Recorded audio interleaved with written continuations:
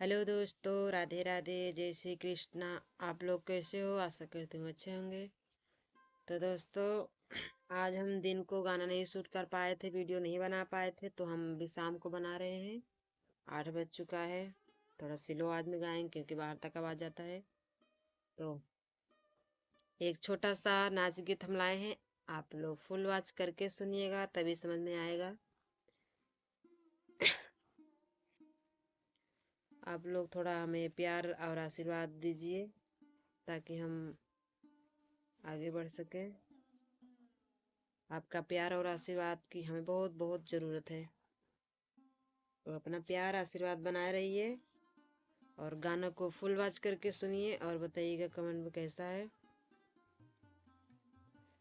तो चलिए हम गाना शुरू करते हैं और प्यारा प्यारा सा आप लोग कमेंट करिएगा, आशीर्वाद दीजिए हमें।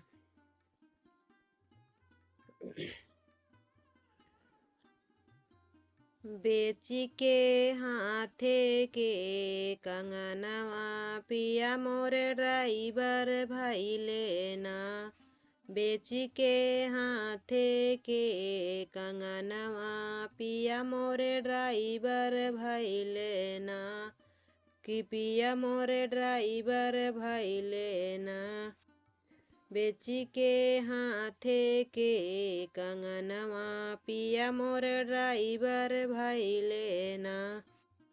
एतने जतन से मोरे सासुरु पढ़ावले कि पिया कि बेटा मोरे डॉक्टर हुई है ना। एतने जतन से मोरे ससुरु पढ़ावले कि बेटा मोरे डॉक्टर होई है ना। कि बेटा मोरे डॉक्टर होई है ना। टूटीगा सासू के अरमनवा पिया मोरे डॉक्टर भाई लेना।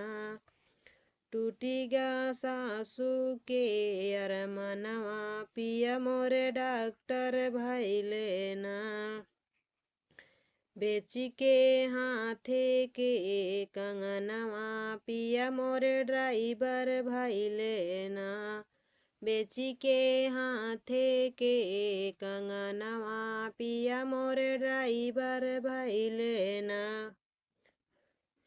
एतने जतन से मोरे जेठवा पढ़वले कि भैया मोरे मास्टर हुई है ना। कि भैया मोरे मास्टर हुई है ना। एतने जतन से मोरे जेठवा पढ़वले कि भैया मोरे मास्टर हुई है ना। कि भैया मोरे मास्टर हुई है ना। टूटीगा जेठनी के गुमानवा पिया मोरे मास्टर डॉक्टर भाई लेना। टूटीगा जेठनी के गुमानवा पिया मोरे ड्राइवर भाई लेना। कि पिया मोरे ड्राइवर भाई लेना। बेची के हाथे के कंगनवा पिया मोरे ड्राइवर भाई लेना। बेची के हाथे के कंगनवा पिया मोरे ड्राइवर भाई लेना। कि पिया मोरे ड्राइवर भाई लेना। एतने जतन से मोरे ननदोई पढ़वले कि साला मोरे कलेक्टर हुई है ना। कि साला मोरे कलेक्टर हुई है ना। एतने जतन से मोरे ननदोई पढ़वले कि साला मोरे कलेक्टर हुई है ना। कि साला मोरे कलेक्टर हुई है ना। टूटीगा नदी के गुमनवा पिया मोरे ड्राइवर भाई लेना। टूटीगा नदी के गुमनवा पिया मोरे ड्राइवर भाई लेना।